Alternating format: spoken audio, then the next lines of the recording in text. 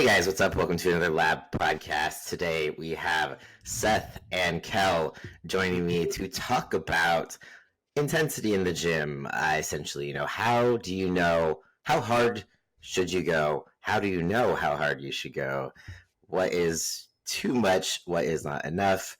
All these questions that we can help you with, but ultimately it's going to be something that takes practice, but we'll cover the basics.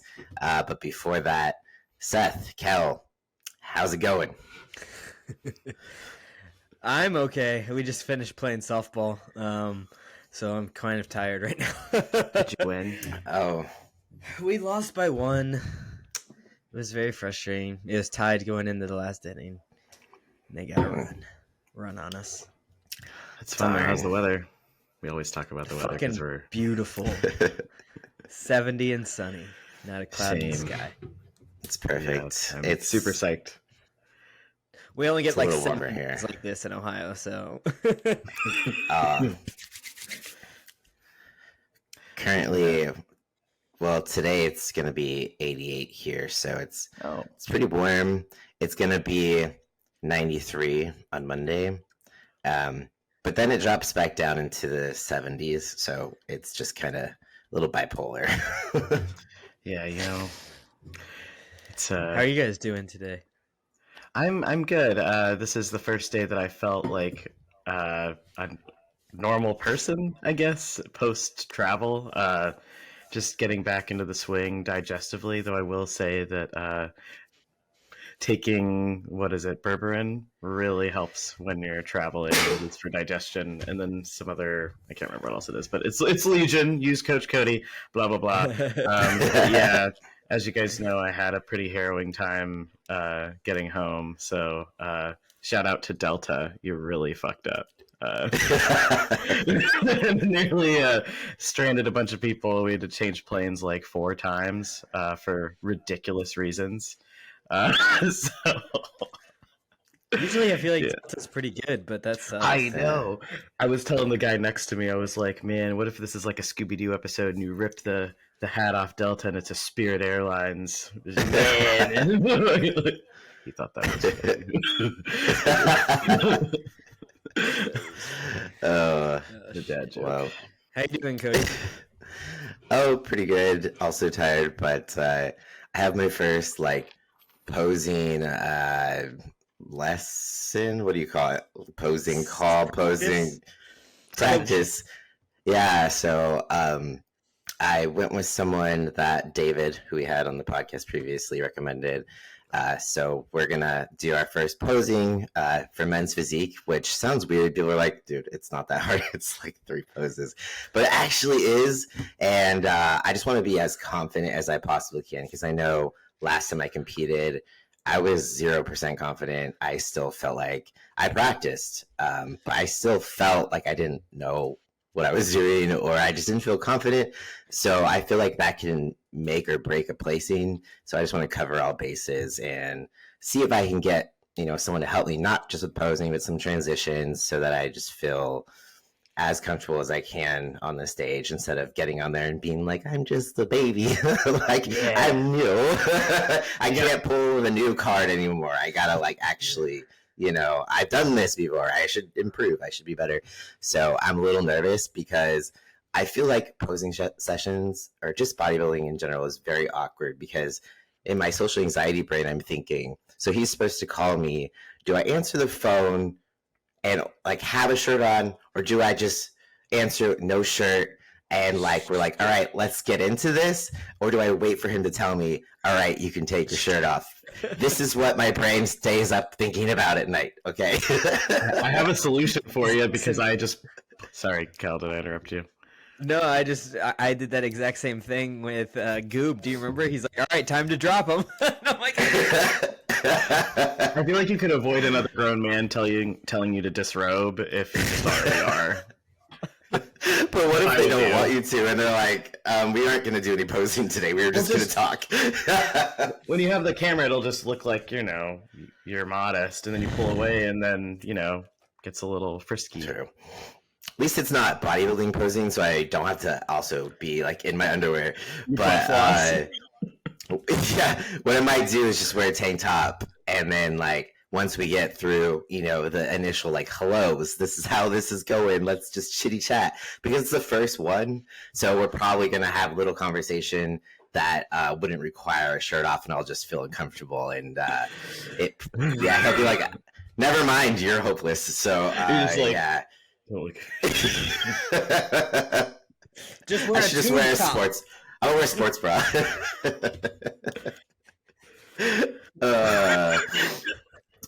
He'd be like, "Oh, I didn't know I was doing women's bodybuilding." I'd be like, to be a fly on the wall. I'm going to shave this, right?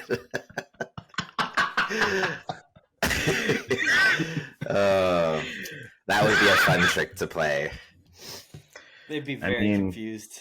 It is bodybuilding, so it's kind of fun to confuse people sometimes, though, right? Or just like that shock value. Sometimes I daydream about telling the guy at the gym who said he didn't agree with people transitioning and stuff. He comes up to me all the time, basically like complimenting my traps and saying, "Oh, if I could only get traps like that, then I would win a show." Like he's on the fence of competing like every other day. But one of these days, I just want to be like, yeah. And I was born a girl, and I just want to fucking see like the look on his face, but I also don't. And then run away. Exactly. Like I gotta show up there every day, so I'm not gonna. But sometimes I think about it. Dude, I have done that, and you should do it at least once in your life, just to wipe this. And this was in a professional setting, and I got to say it. So it's the only time I've ever outed myself, but it felt so good because I didn't give a shit, and it really made that person shut the fuck up. So that's amazing. Yeah. Highly recommend it. Wow. Yeah. It's this like secret little weapon that we get to keep in our back pocket sometimes. It's kind of fun. Cal, he's just shaking his head like it's not a fun weapon to throw. You gotta see the humor in it, or it's not fun. Yeah. No. Gotta laugh sometimes, right? I had this who used to give me shit. He'd be like, "Ah, oh, God, I wish I had your beard. That's so not fair." And he knows I'm trans because I've known him for a long time. And I looked at him and I was like, "Ralph, you have a dick." It's even better that his name was Ralph. Yeah. Shout out to Ralph if you're listening. He's cool. He's like, well, depends who you ask. I can't say it here, but we'll talk about it somewhere else. What? There's more to that, but I cannot say it here. Oh. Wow. Anyway. Maybe some other time we'll have an X-rated version. Yeah, it's a little too far. Yeah. Chat. What was that, Cal? Like we just have to get big enough in our podcast to have like an after chat on like Patreon. Oh yeah, or we could do what's it called? Discord. All the little channels the kids are into these days. All the little channels and the doohickeys, yeah. Yeah. Oh my gosh, kids. I have to tell you guys, this just reminded me. So I went to the dispensary earlier this week, and it was a new dispensary, and like where it's not legal, like when it's just medical, you have to pay in cash. And they're trying this new thing. It's with an app, and I'd never used it before, and so I'm going back up to the pay for my weed, and I'm like, okay, and she's like, okay, the total is blah blah blah, and I'm like, okay, I downloaded the app, but I'm not really sure how to use it. And she goes, I kid you not, she goes, oh, that's okay, I can help you out. I used to work at the library, and I helped a lot of older people with technology. And I'm like, what? Oh, Vern. I would be like, the whole thing. She just like took it and she's like, see, you push this button that says pay now. And I'm like, so do you know where you are right now? Oh no. It was so embarrassing. Was she like 12? I don't know. She was in her 20s for sure. I love working with the elderly. I was like, yet. I don't there for one more month, a couple more weeks. She probably overthought that the rest of the day. She's like, I cannot believe I said that to that guy. That's not what I meant. She's probably Nah, she's probably thinking it's so cute that the elderly man is smoking weed. You cool, Grandpa. Sell them here at the stores now. Oh man, that's very sad. I would probably be a little depressed for about 3 days. The youths. Those damn kids. Well, we just got to keep tinkering with all the apps so we can stay up to date. You do write everything on paper, though, Kel. I mean, which I also write a lot of things on paper, and then I can't find the paper. That's the best part. I do everything on paper. Post-its. See, post-its, because then you can stick them places, and it's hard to lose unless someone throws them away. But, yeah. Anyways. Oh, you well, I already said. Oh, well, yeah, you did. Yeah, I talked a lot. I talked too much. No, I remember now. It was closing. At Obviously. first, I was like, no, it was separate. Like, when did someone humiliate you in the last 48 hours? No, it's coming. Oh. So, does anyone else have any updates, or shall we move into the topic? I say let's move into that topic. Yeah, All right, let's do it. Today. So, intensity in the gym. How do you determine how hard you should go? What is too hard? What is not hard enough? And, well, first of all, it comes down to practice. But second of all, so long story short, not really. But it's hard to just be like, this is how you decide what intensity you should work at. I always say, in order to determine how hard you're supposed to work or how close you are to actual failure, always fail on something that's safe. So something like a bicep curl, tricep push down, something where you can't crush yourself with the weights. That way you can safely fail and learn what type of intensity that takes. And then there's two types of failure. There's actual failure where you can't do one more rep. And then there's mechanical failure where you probably just shouldn't do one more rep because your form is so god awful. It's not doing anything besides potentially injuring yourself. So those are like the main types of failure, and it depends what movement. So say you're doing barbell rows.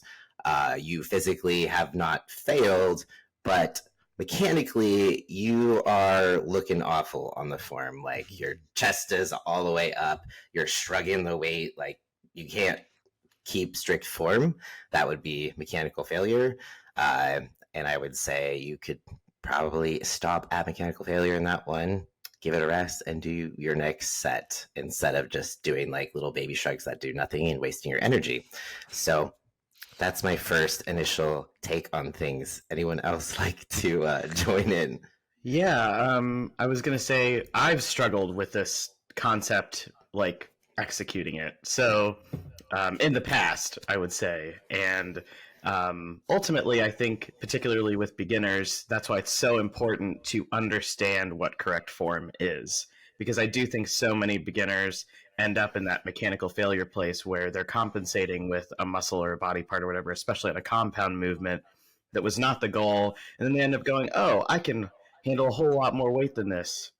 And then do more, and then they're still doing the movement wrong. So looking at yourself in the mirror, watching videos, talking to your coach, sending form videos, all those things are going to keep you from falling into the pitfall of not even training what you're wanting to train.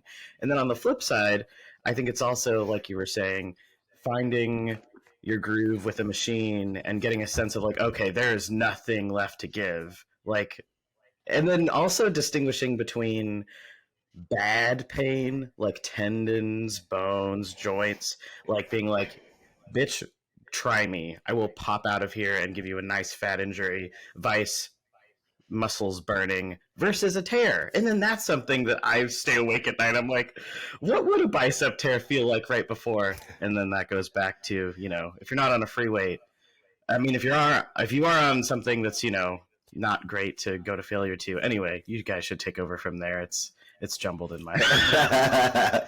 Well, I mean, you did bring up a point. So when you said like watch videos, talk to your coach and stuff like that. So recording yourself, even if you don't have a coach, so you could watch it back, because part of analyzing your intensity is watching the rep speed. So if you're doing a set and you notice that your rep speed does not slow down at the end, you had definitely more in the tank.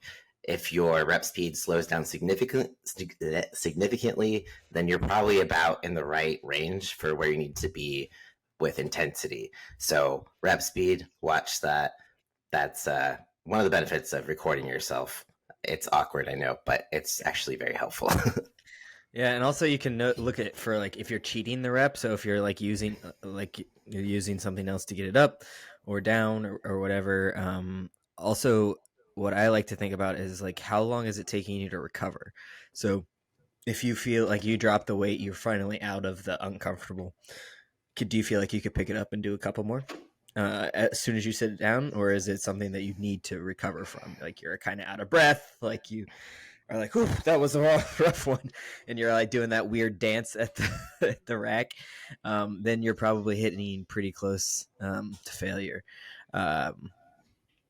Yeah, but I do think people are often cutting themselves short in fear of injuries, especially if you've been injured before. That scar tissue that is in your head because you don't want to be injured again is a real thing, and I think does keep people from like going to complete failure. But you can also hurt yourself by like refusing to when you're being all dainty with it too. Absolutely. Right. Yeah. And I think I forget where I saw it, but some bodybuilding coach somewhere said that, through all, anyone who's ever injured themselves, they felt it before it happened. There was like a twinge that they ignored, right? So that's one thing to kind of be aware of. I don't know if it's just like just one tiny twinge. It's more of a chronic thing. It's really hard just to, snap a tendon without having first maybe chronically injured it overuse wise, with the exception maybe of just going way too fucking heavy and, not progressing, not warming up, that sort of thing. I think we're probably all aware of, I think his name was Ryan Crowley or something, the guy who tore his pec like real bad and nastily because he was going super fucking heavy. And that's one of the most famous internet videos. I don't know if you guys have seen it, where he's like on the incline bench and his pec just like tears off the bone completely. So I wouldn't say that's definitely not common. I would say it probably never happens amongst lifestyle clients, because another thing that contributes to something like that is actually the use of PEDs, because your muscles get stronger faster than your tendons do. So PED use actually increases your risk of injury. So you have to be extra careful and make sure you're not making too big of jumps, because maybe muscularly you're strong enough to put that weight up, but your tendons are still like, whoa, wait, hold on. We have not caught up. So that's, one factor that can also impact things. Yeah, I think go ahead. I was gonna say, I think sometimes too, like true beginners can do too much too soon, especially with junk volume and stuff. And I think that can set you up, because before I was working with a coach and I was just kind of going like, let's go to the gym and put things. I remember once I put a bar across my chest and I went to push it up and like it felt normal, and then all of a sudden just crunch, and that should have been, alarming to me, and it was. So I, got up, but I still believe that the reason that was because I have had existing issues with inflammation in that cartilage. So I'm pretty sure that's what crunched. But anyway, so I think that's another thing to say too, is basically if you're, a rookie, like in the true sense, like don't overload yourself because you're excited. I think also that people get really caught up in the ego, like wanting to push up heavier than they necessarily need to. Another thing I see a lot is people who are like, okay, so I have 3 sets that I need to do. Okay, I'm just gonna start doing them at the weight I know I can do, and completely skipping the warm up. So like, just remember that when you're doing something and you want to go heavy, that you can't just like go from nothing to heavy. That's not gonna do well. um, and even if you can't handle that weight, you aren't warm enough. You haven't moved the movement. Also, I don't know about you guys, but it takes me a second to get that form down the way I like it, knowing that I'm safe, feeling that just going through that motion, and then add weight. Like I almost always do an empty or light, super lightweight before, and then work up to my working weight. And that's what you should be doing. Yeah, it does add a lot of time to your gym time, but it's incredibly worth it. Very worth it. I find, especially with like back movements, I really need to do that, especially because my like connection to my back is so weak. Like I'm like, is that my back or my arm? So definitely pulling stuff me like that's the lat. But yeah. Yeah, I think too, that's what, people have different ideas of what warming up is like in the gym. Some people have these lengthy, shoulder warm ups or whatever warm ups, and that's fine if that's what works for you. But also, part of warming up could also just be like Cal mentioned, doing empty sets, working up to that weight, because you are actually going through the movement that you're about to do. So you're like priming yourself for that, for one. But two, you're saving yourself a little time. But right in the process of it, like you're making those muscles fire that you're about to work. They're warming up. So it kind of serves the same purpose versus doing like, other, maybe some shoulder mobility. There's nothing wrong with that. Yeah. Yeah, or like, warming up by jogging on the treadmill really isn't going to do that much to prime you for like a bench press. So I'm not saying one or the other is wrong. It's just like sometimes I feel like we like romanticize our warm-ups, like thinking if we do all these warm-ups, we are going to 100% be able to prevent injury at all costs. But that is not always the case. Like sometimes it's unnecessary. Sometimes, I don't know. But waste of glycogen. Yeah, it's like sometimes if I do a warm up that's too much, I'm already tired. But I don't want to. I'm gonna go home now. Yeah, it is a fine line, because I do know people who also like warm up for like say hack squat, and if I'm gonna do 3 plates, I'm gonna only go up by 25s at a time. I'm like, that's gonna take forever. Right. So like you have to like balance it well. Yeah, and once you kind of learn, like if you log your weight so you know where you left off last time, you have an idea, of where your first working set will be. So it's like it takes less time to get to where you need to be the more advanced you are. But that being said, just you have to listen to your body, especially when it's like cold weather. Sometimes when you're cold, that's when shit can happen. Things get smaller. It's yeah. So like it basically, it's just you have to figure out what works best for you, but you definitely at least need to do warm-up sets. And warm-up sets for I'll do like a really light weight for like 20 reps, because it's getting blood into the muscle without going heavy. So the likelihood of injuring myself while warming up is pretty nil. But there isn't like a set way or a perfect number of warm-up sets to do. It's really by feel. Like, you learn to feel when you're ready. And that's something I can't really teach, I guess. It's more of a learned thing. Yeah. Like, could you maybe lay out an example?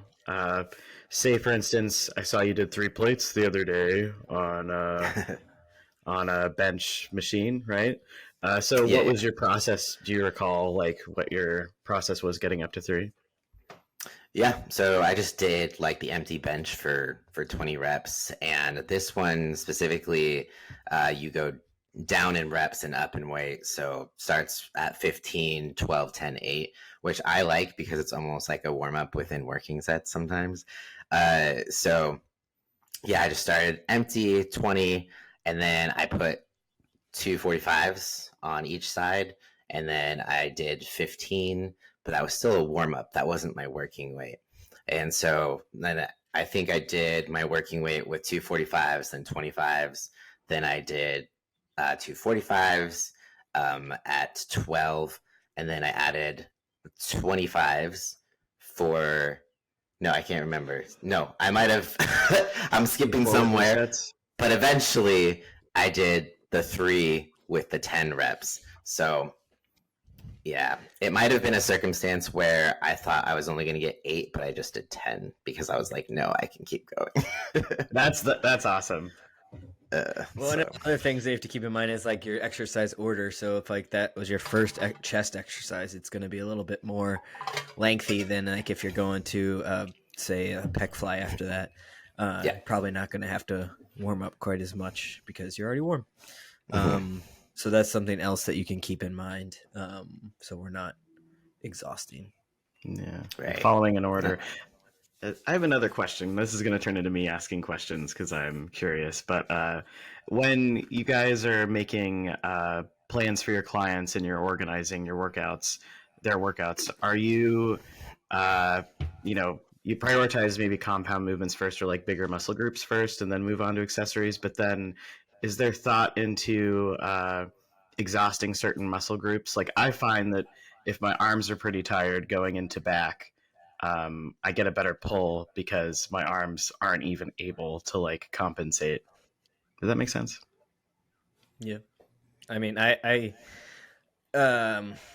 depends. Like, so it depends on what the goal is. So like, if you're trying to get someone to build, or if someone you're just trying to get them to work out. So like, when I have a really busy client who's like, I have 45 minutes for the gym max, I sometimes will go based on how I know the gym's set up so he can work through things quicker. And I'm like, okay, so if that's what I need to do to get you out of here, we'll do it. Because you're still getting lift in, you're still going to make progress. And in a perfect world, I would do all the compound lifts that I'm doing for that day, then exhaust one movement or one thing, and then move on to the next. Yeah, I guess I should have said bodybuilders. Does that make sense? Yeah, I was like, yeah. So everyone, they getting in the 200 gram, blah blah. No, I get kind of myopic with that, but yeah, that's a cool answer. I tend to put what I want them to focus on mostly for that day as their first movements because you're going to be less fatigued, so you're going to get more out of it. So if it's like chest day, but I also got some triceps and biceps in there at the end, definitely not wanting someone to do the end first because I want them to not be too tired with the chest because your triceps are already tired. So then you're not going to be able to lift as much when you're trying to focus on your chest and stuff like that. So that's kind of how I like to format it. So it's like, or if I usually, I rarely would do this, but if someone doesn't have like a designated arm day and they needed to bring the arms up, then I would put those movements first before something else. Like maybe they already had a really good chest and back, then it'd make more sense that we could put some isolation movements first so they could focus on the body part that they want to bring up because they have the most energy, because they're the most fresh, because it's at the start. But yeah, I rarely do something like that. But time and place. So yeah, I think another thing that I keep channeling like that part of me that's like, oh, what the fuck do I do? When you're at the beginning of a workout and you're, say it's a chest day or a push day, and I find pretty, not super frequently, but enough where I'm like, you need to slowly roll, is like the first couple of movements, I'll be going like someone's got a gun to my head, and then for the rest of the workout, I have nothing. But very little. I just have to like struggle through it, and then sometimes I wonder if that's. I mean, it's got to be hindering on those days, but I don't think it's necessarily the worst because you're still getting super intense lifts on the most important lifts. That's true. You know what I mean? So I don't think it's necessarily the worst. That's my. And then you have to know like how much is mental fatigue and how much is physical fatigue, So That feels like a never-ending fucking battle, dude. Like, there's been times, like, even working out with you, like, you're like, you're not, what are you doing? Stop. Like, it's not even the right form anymore. Are you feeling that where you're supposed to? Like, I got 10 more in me. I'm like, well, that should tell you. Yeah, and in the same way that like another reason I usually like to put compound movements first, is because like those are more exhausting, but isolation movements don't require as much energy. So even if you are more tired, you can generally still kind of match the intensity level that you could with your compound movements, because tricep push down, for example, way less exhausting than a bench press, because bench press you're using your chest, your triceps, shoulders, like everything is engaged.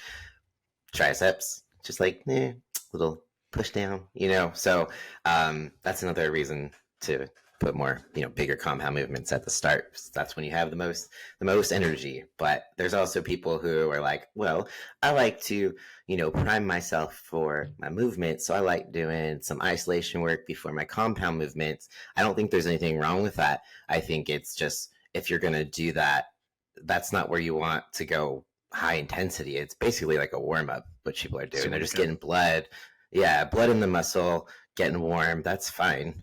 Just make sure you're not exhausting yourself. Yeah, that would be silly. I'm sorry, guys, but I have another question. Is that cool? Like, I'm enjoying. I was like, this, guys. This was not intentional. I hope people are getting something out of this through me as a conduit of any stupid question you've ever wanted to ask them. But cardiovascular fitness. Do you find that when a person who is training, if they improve their cardiovascular fitness, their lifts will then improve? Because I've definitely found that when I'm not as fit cardiovascularly, I can't lift as much, because it's like you run out of air. And you would say, because it's because you're not breathing, Seth. That's one. Yeah. But definitely, cardio does impact your lifts, especially if you've ever done a squat before and you realize how out of breath you are, or deadlifts, and you get to those lunges, points, dude. Yeah, those two. They're the ones where you stand up and you get all lightheaded and you're just like, whoa. So cardio does come into play there. And, bodybuilders for a long time used to skip the cardio, especially in the off season. But now they know to keep it in, one, for health, two, because yes, it does impact your lifts. So if you're in better cardio shape, then you have more oxygen to use while you're lifting, instead of just being like, oh, I'm gassed because of my lungs, So, no. Except I, like you, Seth, am also a notorious breath holder. You see the. So hey, we talk about this. People always ask, like, how do you know when to breathe? And honestly, it's hard when I think about it. I'm like, I don't think about it that hard, but I realize that. So if you ever watch, let's say, Sean Clarita or Brett Wilkin, when they grunt, I realize it's more of a cue for them to breathe. So anytime, say, you're pushing up a weight and you have that like urge to grunt to get it up, that's a breath. When you're like breathing, you're like pushing up and you're like breathing, because obviously when you're grunting, you're like, you're out, yeah. So like that's the cue. Yeah, exactly. So I don't even think that really, like, I think there's some studies where yelling like actually is a pain reliever, but it works as a cue to know when to breathe. So if I'm like, oh, I would yell at the top of this, so I'm going to breathe out, and then you take like a little like command. So it's if that makes any sense, you're welcome. I went to a pelvic floor therapist for a long time, and a lot of it, the things that they have you work on is breathing, because I'm a terrible breather. And she's like, anytime you're doing the work, you should be breathing. So like when you're like, so if you're bench pressing on the push, you should breathe out. And it's the same for every lift. So when you're pushing out or pushing up, pulling up, breathe. It's the grunt. Yeah. Yeah. That's so funny. You've created a monster. I'm gonna be screaming tomorrow. Like, have you seen that? What is it, like the Cat in the Hat or something? Fitness for you. You know that clip with like the Grinch? He's just screaming bloody murder in this yoga class. They're like, and let out. You're like, ah! You know what I'm talking about? No. Someone does. Somebody does. I'll send it in the group chat. It's funny. But yeah, I'm gonna start screaming in the gym now. Cool. I mean, it doesn't hurt. Do you guys get a lot of screamers? There's a guy. So I work out with two other guys with me, and there's some guy that we call Micro Penis, who is this giant guy, and he looks like the guy who had a micro penis in New Girl, which is why we started calling him that. But he's like, he's got to be like 6'2", 6'3", and like long curly hair that he wears in a man bun, and he grunts at every single exercise. So it's like fucking lat races, and he's grunting. I'm like, why though? Why? And it's very obnoxious. He's just breathing. We hate micro penis. So sorry if he listens to this. I'm not. He's screaming in the middle of the gym. I don't understand. If you're screaming in the gym, your dick is small. That's what I said. I understand with I understand with compound movements, but when you do it for isolation movements, I think it's stupid. Oh, like the powerlifting guys, like the really big guys. You know, like the guy who just screams bloody murder and smacks himself in the face. I can't remember his name, but I love his videos. It's funny though, because like so you see these guys work out, and generally most of the pros do some sort of grunting, and then I think to myself, like, am I not working hard enough if I'm not grunting? Because it's like, yeah, I could, but I'm that's just not me. I'm too quiet, And then I was watching, I don't know if it was Sebum's video or like Sebum on Christian Guzman's video, but Christian mentioned how quiet he was, and I was like, oh, okay, so it's not just me. You could be quiet and still have right intensity. So I grunt in my head, but I just don't. It's not out loud.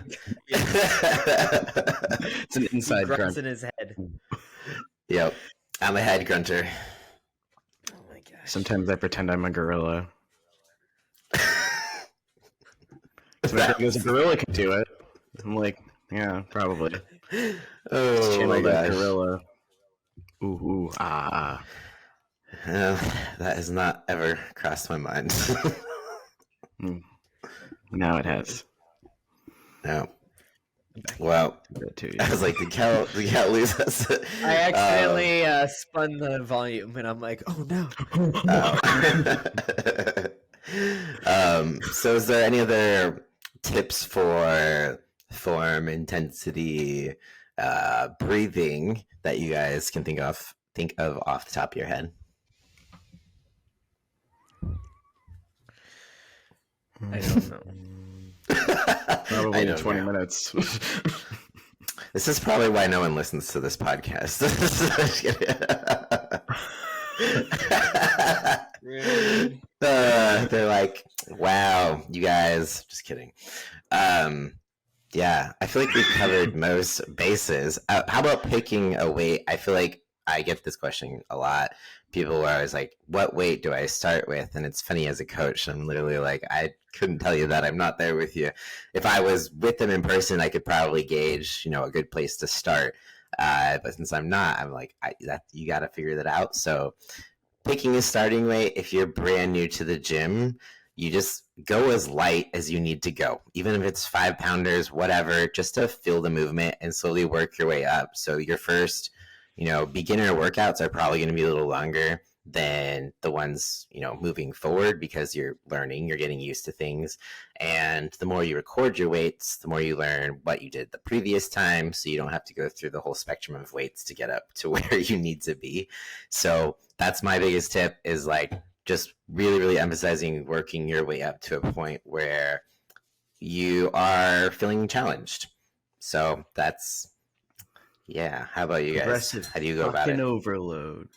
Exactly. Yeah, that's what I usually tell people. And if you're like a little bit of you've lifted us a little bit, I would always start my warm ups about 50% of what I'm trying to work up to, and then just work up from there. Yeah. I usually like to try to get at least 3 warm ups in on a brand new move, on a brand new body part, and then kind of see how it feels from there.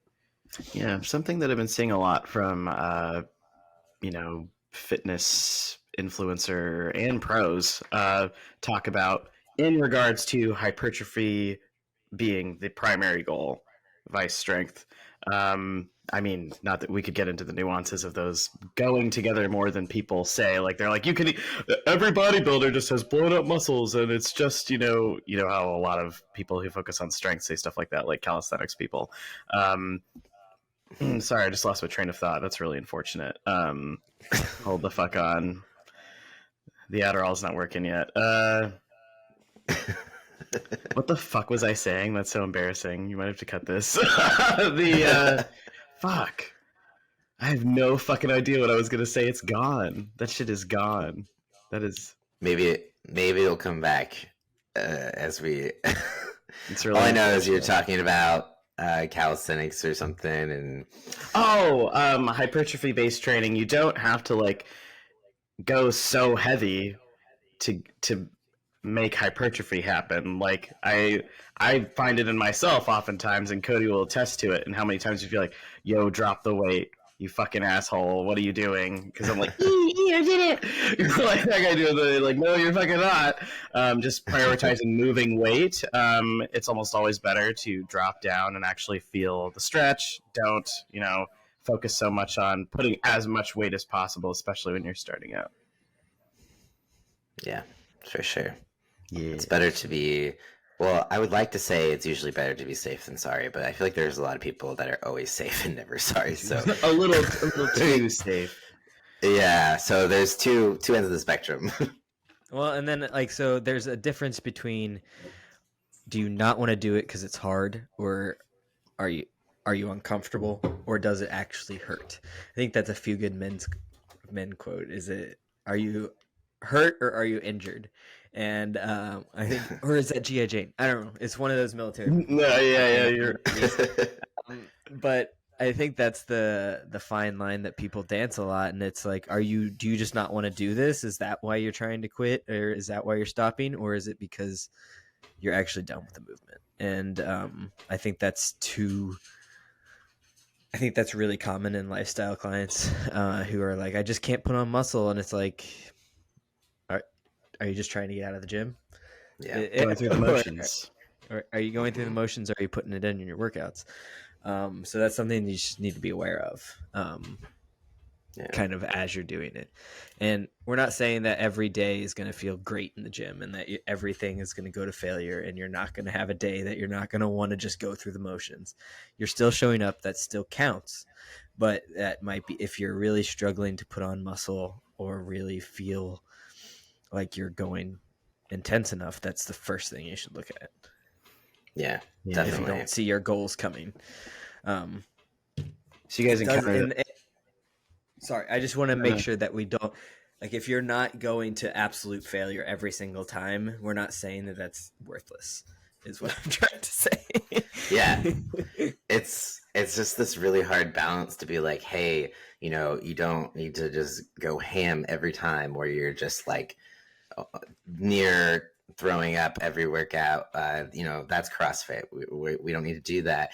But we also like, you need to push yourself. And that's a whole part of being more advanced as a lifter. It's something you kind of learn as you go. But I will say, I am kind of thankful for CrossFit in the sense that it did teach me intensity. It did teach me failure.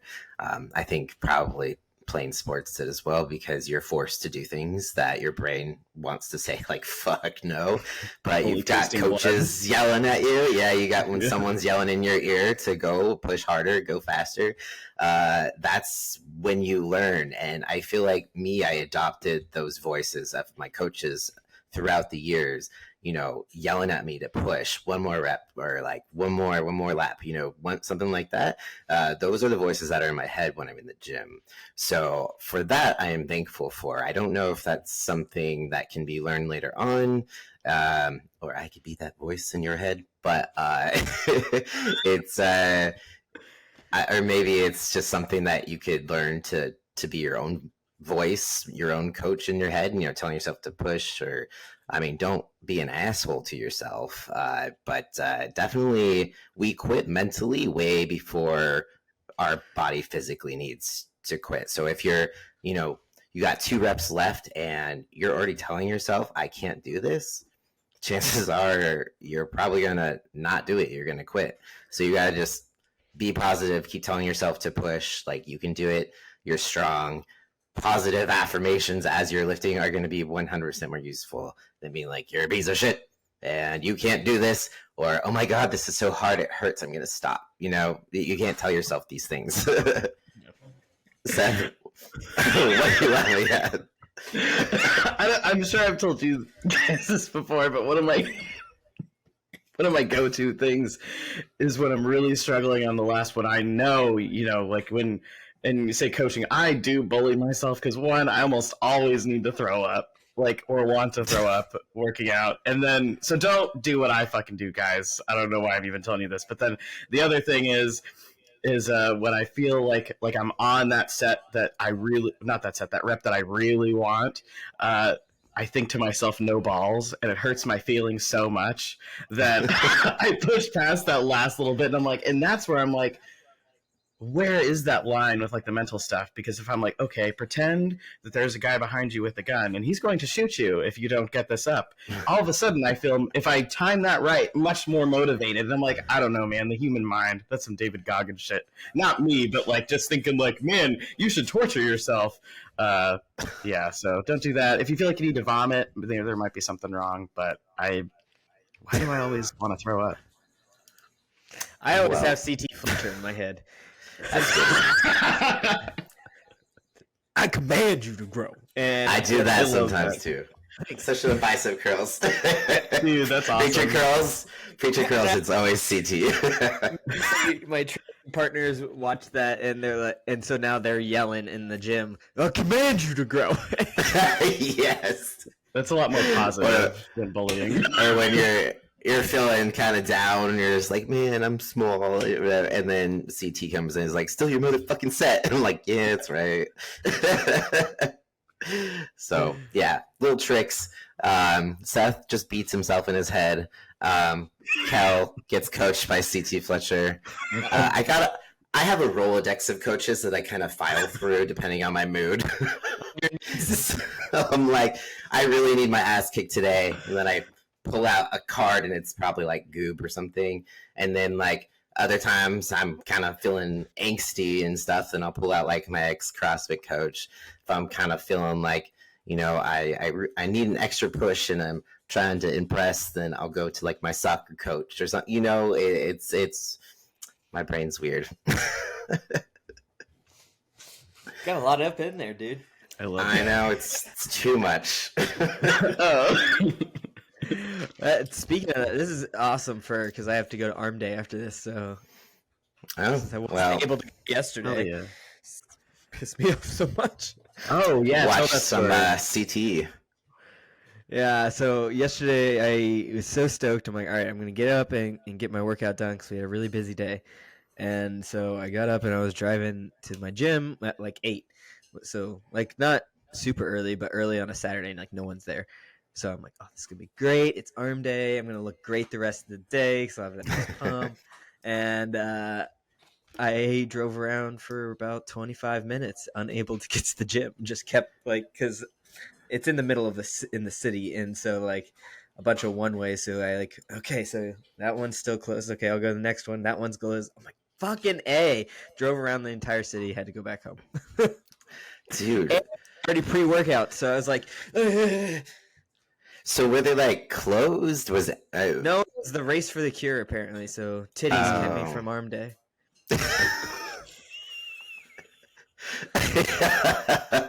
I think I've said that before. Yeah. Oh man, that sucks though. It's too bad you couldn't just like Uber it over there, so that you. It's any of the roads. Well, they could drop you off, and you could like join the race for a second, and then get into the building.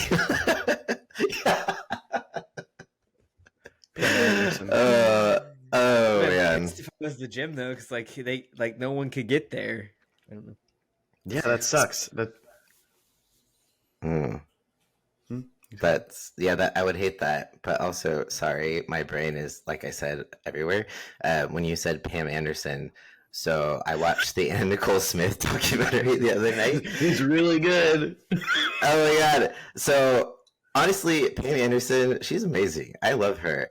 I watch these documentaries about these people just because I want to get like a better perspective. Like, what was their life really like? What were they really like? So Pam Anderson surprised me. I didn't know much about her besides like she was on Home Improvement for a bit as Tim's assistant. Yeah, the cool girl.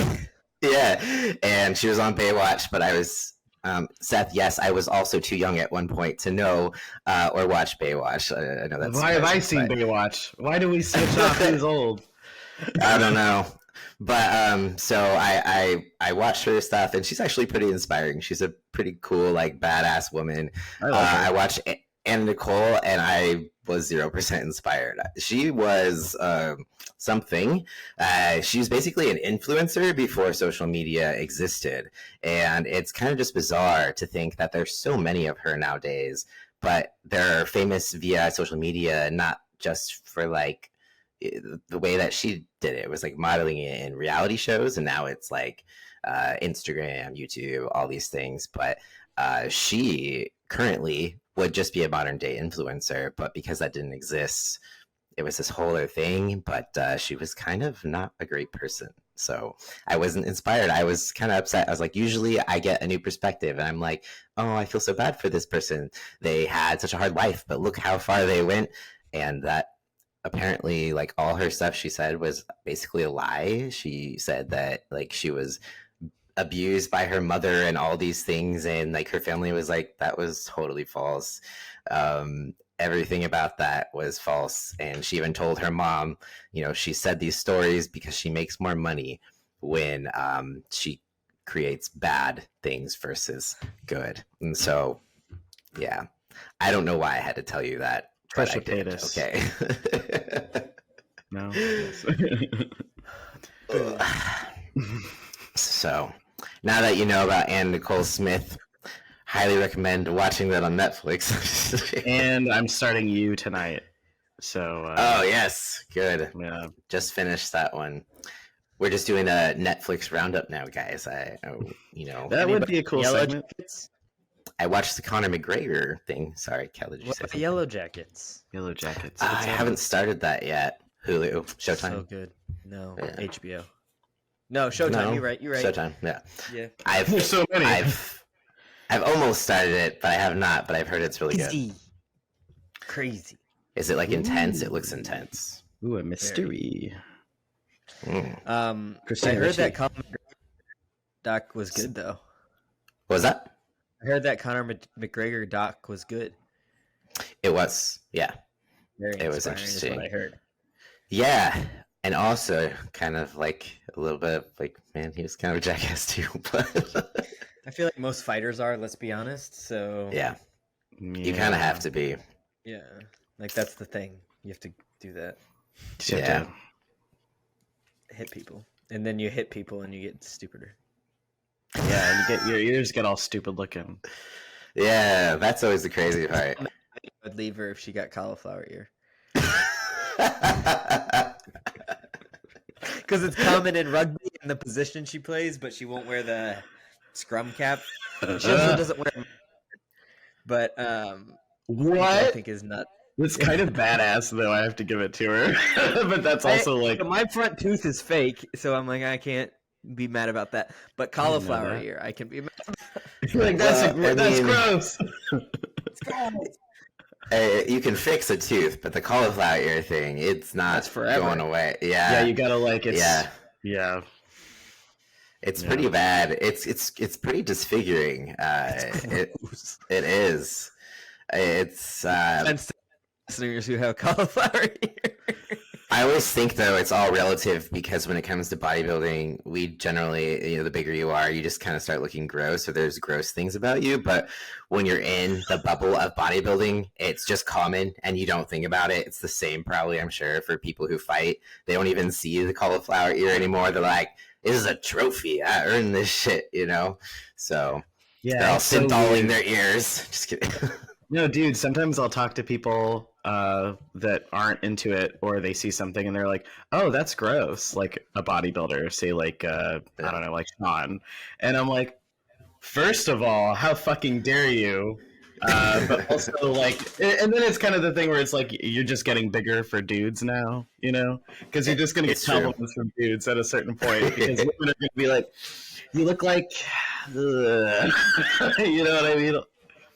But, yeah, no, it's very true.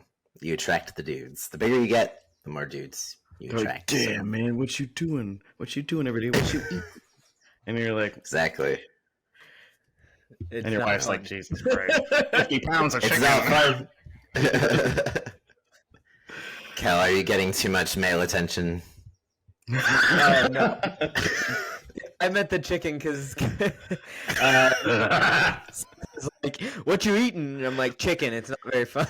I was at a party last night, or not a party. Someone was cooking out, and I'm like, yeah, I've had the same 5 meals for about 2 years now. Once a week we get something different, and they're like, what? And I'm like, yeah, I mean, I just eat the same thing every day. Dude, I was talking. Oh, sorry. No, that's it. No, dude, I just got excited because I've also encountered that, and then it makes you really, because I don't really think about it. It's just normal, and when that can't happen, like this past week was horrible because I couldn't eat normally, and I was like, man, this is an intense source of stress. But I usually know what I'm about to eat, to the gram. So it's like stressful once you get into that. But then when you hear other people's reactions to like, you're eating like what and for how long, and you're going to do that for years more, and you're like, well, yeah. But then you hear how it sounds to somebody, and they're like, well, it's definitely not for everybody, but no, it does work. This is a perfect question. Sorry, whenever you see, I see a couple people like once a month or something, and they're like, you bulking still? And I'm like, yeah, it's going to be like this for like more months. No changes. Yeah, that's how. Yeah, and this is also a perfect example of why you should do macros and not a meal plan if you are not bodybuilding. So you don't have to eat the same thing. Yeah, there's no reason to do it. Yeah, it's like I understand, if you need to follow a meal plan, maybe at first, but you gotta start to learn how to do things yourself, or else you will get in situations where you're traveling and you're just lost. You're just like, oh shit, I have no idea what to eat because I've just been following this meal plan. So, yeah, just thought I would throw that in for anyone that's not a bodybuilder. You don't have to eat on a meal plan eating the same things. It's just something that bodybuilders do for suffering reasons. Yeah, just you're like, man, I guess I'm not eating because there's nothing. Yeah. Yeah. All right. Do we have anything else about intensity that we wanted to talk about? Stay hard. All the time. Yeah. Here, I have one last thing. So if you want to balance out, depending where you are, here's the intensity spectrum. We have David Goggins on the very far side of the spectrum. And then we have, who should we have on the other? Jane Fonda with her... Yes, there you go. Yes. So Jane Fonda is on this end, and then we have Goggins on this end. You need to be somewhere in the middle. Yeah. Try a little bit harder than just doing clamshells with a piece of in between. and then don't kill yourself like Goggins because he's insane. An ultra marathon with broken feet. Yeah. No, he's a strange guy. Broken body. Yeah, he's like, I was pissing blood, but I kept going. Like, dude, Stop, though. He- No he's one your needs kidneys, your poor Dude. kidneys, man. He still gets so mad. Even now, I see his videos. People tell me my body broken down. You think my body's broken down if I could run like this every morning, 40,000 miles? I'm like, yeah. I don't know how you're moving around, dude. Like, shit. I mean, Was that? he's gonna have to make his whole spine steel like Ronnie. Yeah, exactly. He just doesn't realize, I think, that Mentality. it catches up to you. It's not something that happens instantly. I mean, even me, when I think about, my skateboarding days and throwing myself downstairs and shit, when you're young, you just fall and you get back up and you're like, oh, that hurt a little bit. But you just do it over and over and over again. And now I'm old and I'm just like, ouch, I feel those falls now. So it's a delayed onset thing. Do you feel like so? And this, I'm gonna get on a little soapbox tangent for a second. Go ahead. So I do feel like, as being kind of like raised as female, we weren't encouraged as much to test our limits when it comes to like intensity and things like that. And I know, like with like skateboarding and stuff, you did, but like I did not. I will say flat out, I never tested my limits because like we weren't really encouraged to, like at basketball maybe, but like on the court, not like in a weight room or anything. I do think boys are pushed a lot harder to be like stupid and like reckless a little bit, and I think you do learn limits a lot better when you're reckless and you're doing it when you're young and your body can take that recklessness and be like, okay, you'll be fine. And I do think that is a little bit of a disservice that I'm kind of like I had to unpack at a certain point. Yeah. I don't know if you guys felt the same at all. To some degree, yes. I was told that things weren't ladylike, but I was also that kid that was always falling out of trees and knocking the wind out of myself. So I used to tie ropes and like try to be like, I'm climbing a mountain and like get up like pretty high. It's probably a miracle I'm alive.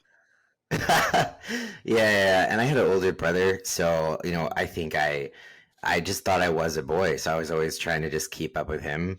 So I was pretty reckless and did some shit that was not smart, and I paid for it a few times. And whether it was skateboarding, rollerblading, whatever, we got into some weird shenanigans with my brother and the neighbors. They're all boys, so I guess I kind of did have a small bit of boyhood, if you look at it that way.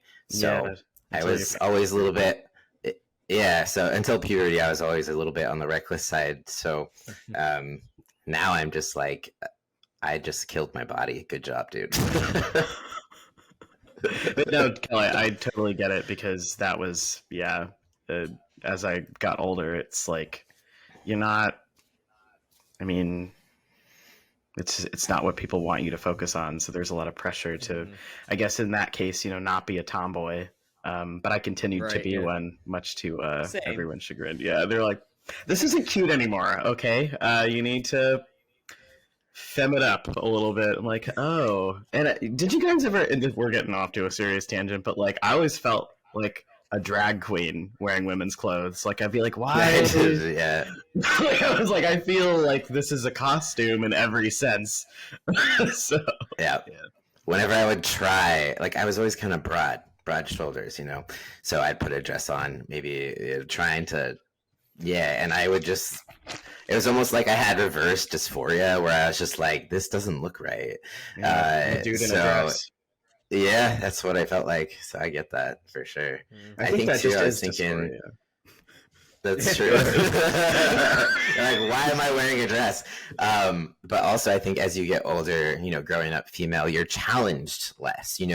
As a little boy or a child, you might be challenged by siblings or classmates or whatever to do things that are a little more reckless. But as you grow older and you're perceived as female or a woman, you might not get as much challenge, but there's also moments where you find yourself acting inappropriately, as far as being aggressive. So there's things with like sports and stuff. I had to kind of check myself, slide tackling, and that although that's allowed, I did it as much as I possibly could. I was always that person that was on the ground. Literally, if you ask, like, oh, on the ground again, because yeah, I was fucking aggressive. So it's funny.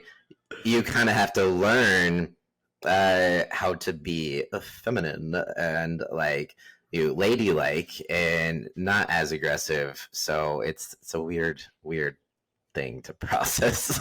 You get fouled a lot? Sure. Oh yeah, I mean, I never got like a red card, but I kicked out of 2 basketball games for technical fouls. Shit. oh shit! Overtechnical. So you had some built up anger in there. I was just an asshole. Yeah. Yeah, I should have been in contact sports probably. I was a grabber. This is bad. That sounds like really aggressive. Nah, that sounds like sport? a creep. What sport was that? But I don't know, like maybe rugby or something. It sounds like there's grabbing, right? Throwing people. A sport where you throw people would probably be. Wrestling. Oh, duh! I didn't mean to do that. Yeah, I didn't want to. But the trick is with that though is you touch them too much. That's too much touching. Same with like jujitsu. Even though I did have brief desires to do jujitsu, when I saw some pictures of like guys with like just dick in the face, I was like, nah, that's cool. But I think I was gonna be like in the shower, like.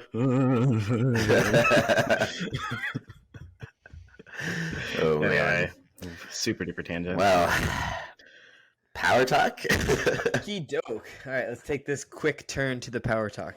So today I have a quote from Socrates. The secret to change is to focus all your energy not on fighting the old, but building the new. So I picked this with not really much focus on the topic, but I just really liked the quote itself. So I think a lot of people start their journeys from a place of like hate or like not liking something. They started their fitness journey in a very negative spot. And I really like this because it's like, I don't want you to think about the old you and like how you hated the old you. The old you is you because it helped you survive. It helped you get to where you are. So focusing on building what you want as opposed to getting rid of what you don't like will help you embrace your journey in a lot more positive manner and even help with motivation because you won't be focused so much on the undoing of something as opposed to the building of something brand new. So I really like that. Dude, that was... I'm going to have to like sit with that for a while. I needed to hear that. Thank you. Like, honestly, I know, but like, dude. Thank you. Happy to help. Yeah. Good. It's all for you, Seth. This is my episode. It's all for me. I get to ask my... Shut the fuck up, Seth. Well, All right. any other last words? Nope. I don't got anything for anybody. Last words. We're dead. Yeah. Cool. So, on that note, I guess we could sign off. Thank you, everyone, for listening, and we'll see you next time. Bye. Peace.